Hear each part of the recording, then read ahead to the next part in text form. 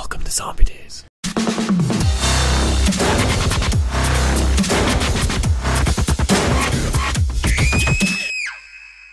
Your guide to a semi-decent safe haven. In a not-so-semi-decent world. He's Grant. And this is Dylan, over here. We will be following the countdown to Z-Day, December 21st, 2012. We have 166 days remaining. But don't worry, we're your guide to surviving it all. Last podcast, we left off on knives, machetes, swords, Tomahawks. and why they are way better than any firearm. We mentioned we would be talking about vests, ways to carry your gear. We're going to talk about that today.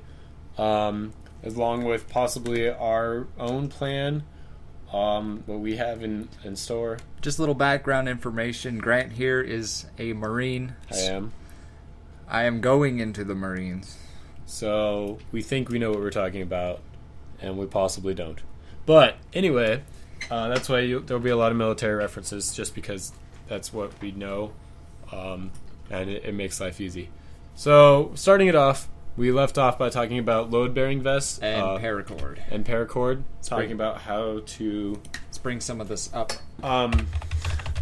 Yeah, we were looking up. We had it, and then we lost it. So... if you're looking for like a load-bearing vest, I'm not quite sure how much they're going to be because it's kind of hard to find them. You could find them on like Airsoft websites. This sounds really weird. Airsoft vests are probably the cheapest way to go and to get most out of your money. Right. You want things that are like MOLLE capable, MOLLE.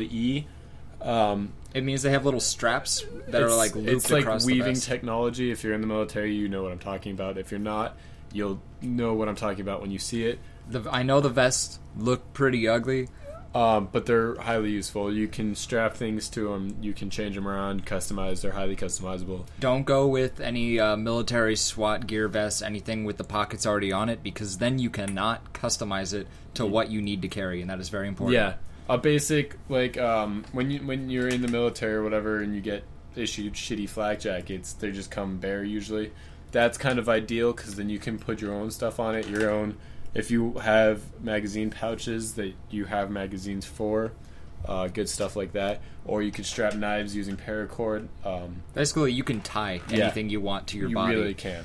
So the best vest to go with is a MOLLE based vest, MOLLE. Yeah. And you can find plate carriers. They're simplistic versions of flak jackets that literally covers your entire front and back in just MOLLE straps. They can't bite through that shit. Yeah. Kevlar is really hard to bite through that, actually. Another thing you might want to possibly consider going along with that is some good arm, shoulder, leg protection. You can just buy some like simple catcher's gear that's lightweight, flexible. If you live somewhere where it's really hot, it's going to kind of suck. It will heat you up a bit. Things like motorcycle jackets where there's like Kevlar in it, that's really good stuff if you're in somewhere where it's colder. We live in Arizona, so we're kind of screwed on that one. Can't go wrong with the motorcycle helmet. Yeah, but I mean, it does kind of block your field of view. Stuff like that. I don't think they really bite heads, though. Trying to think. Yeah, we mentioned earlier, possible riot shields, just anything to keep your distance. Yeah, try to not get bit. Obviously, we don't even know if that's what's actually could be happen. airborne. It could be airborne, in which case we're all screwed. Yeah. If it's airborne, I'm telling you right now, gas masks will not help unless not a lot of them are real. Yeah, because what you think you're buying is not a real gas mask. Plus, gas mask, you're not going to wear gas masks 24/7. What happens when you have to eat? Then you're screwed. They have drinking tubes. They do but you don't know if it's waterborne. I don't even think. But we're just going. Okay, basic zombies. Back to that. For holding all your stuff, other than a MOLLE pack, modular tactical. And then you'd go with the MOLLE pouch to put on that. Yeah. Well, I mean. You said MOLLE pack. Okay. Yeah. But okay, so a MOLLE pack, you want like backpacks that have the same capability. They're usually kind of expensive because they're belt wheels. It's basically what the military uses. It's just a giant backpack that you shove everything into. You can fit everything into. We refer to them as day packs in the Marine Corps. And usually we'll have stuff in there that we would need on like a daily basis or whatever. Things that we would put in it that I recommend putting in there. some type of food, obviously, like MREs, meals ready to eat, if you can find them. You can buy them on the internet, which they are expensive. Dried and canned foods are your best bet. Canned foods are the way to go. I'm telling you right now, Grant had this idea. Buy 1 can of food per day for the rest of your life. $1 out of your pocket. Not even $1. Some store like 60 cents. I've found canned fruits that good, not too unhealthy, that you could probably survive on for like 56 cents. Buy yourself Walmart. a can a day and just stockpile a can it. a day. Look, in a year you'll have 360 cans. Like, come on. So, yeah, you can do that. I put food in there. Put some type of warming layers in case it does get cold. In Arizona, it still gets cold. Gloves usually. Those will help you out. Survival paracord, obviously. We didn't mention this, but you can. The uses for paracord are literally endless. When you take it apart, I think it's 9 individual white little nylon strings on the inside. Fishing line. You can use one of them for fishing line. It will hold it. You can also use the other 8 for maybe setting traps or tying stuff together, tying fences or something. Yeah. So that's that. Yeah, don't go with rope. Don't go with twine. Go with paracord. Paracord is the way to go. Oh yeah, something very underrated about people not bringing with them is a folding chair. A folding chair. If you're in the military, you know this. You've seen your corporals or whatever with those little folding chairs that fold up to like the size of your hand, and trying to find places to sit and stuff is just ridiculous. Even when you go camping and you didn't bring a folding chair, you know what I'm talking about. I'll also go with all-weather cocoon sleeping bags. Don't carry a cot. Yeah, no. If you're tough and want to carry it out and you just like the idea of a tent, try to find a single person small tent. Just cover yourself up. It's good in case it rains. I have a personal small one. It's about, I want to say the whole thing is the length of my forearm. I'm 6 feet tall, so it's a decent size, but you can fit 2 people in there. Not comfortably, but you can fit 2 people easily. And I found it for like $30 at the nearest sports store, and it's actually held up quite well. It's been put to the test. So, also, if you can find bivy sacks that go around your sleeping bag. Spell that?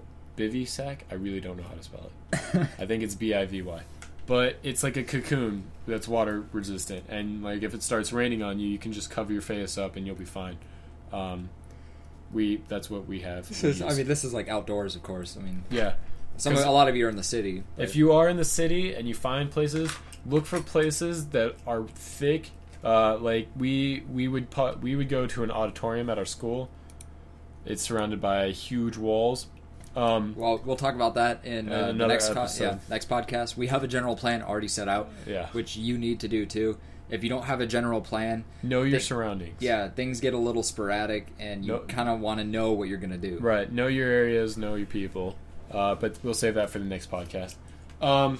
So back to talking about carrying stuff and what you should have in your pack. Oh yeah, a way to start a fire is always a great idea. Flint and tinder, flint and steel, whatever you want to call it. Don't bring light. I mean, maybe a Zippo lighter because they are a little bit more weatherproof. But they run out of fuel pretty fast. So I would just go with flint. Bring a lot of flint. Yeah, maybe waterproof matches. I mean, you can bring lighters if you have a dry place. We're not like saying don't bring this stuff. We're just saying things that are better to bring.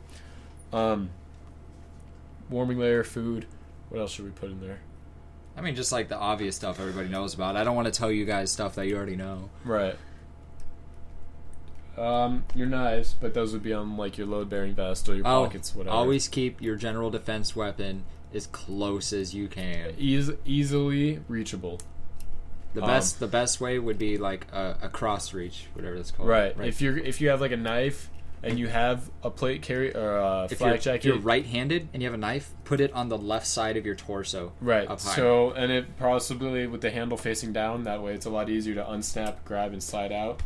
But we're just telling you stuff you already know, probably. If you have swords, that's cool. Put it on your back. Make that shit easy. I have swords that I would use. But that was in the last episode. Coming up on 10 minutes. Yeah, we were trying to keep these 10 minutes. That way we're not boring you to death with our random obnoxious talking. So, I believe that's all we got for today. Backpacks, though. Seriously. Backpack. Oh, camelbacks. Didn't say this. Didn't even... Wow. Completely forgot. Camelbacks are very essential. If you don't know what a camelback is, it's a giant pouch that it's carries a water water. bladder with a tube that goes... And most backpacks nowadays have... It keeps you absolutely hands-free. You don't have to carry water bottles or anything. You can just sip out of the tube. Yeah, it's just real simple device. Camelback, very important. Very important. And if you can, a water filter. The best water filter. Don't get those like shitty one-time use water tablets. Put the money down for a UV filter. Like what it does is you get like a bottle of water and you put a UV light in it, turn it on for 5 minutes, and the UV light kills all the bacteria and everything. But it's a special thing. It's not just a regular UV solar light. charger. It charges by solar. Yeah, the sunlight, solar energy. Solar energy. The sunlight shoots on it, and for you not people, yeah, get water filters that you can use over and over. Don't get those disposable tablets. And the disposable tablets, even though they're extremely effective, you could drink pond water with them. They taste horrible. They do. I didn't even think about that. They taste so bad. So, yeah. All right. This is... But basically, your backpack is the base to everything. Your backpack determines what you can build upon it. And your vest. And your vest. Vests are... Well, I recommend vests. That was the... Pack lightweight. We just keep adding shit. Lightweight. But, I mean, as much as you can carry, really. It's your comfort, whatever. You don't want to tire yourself out. All right, so I'm Grant.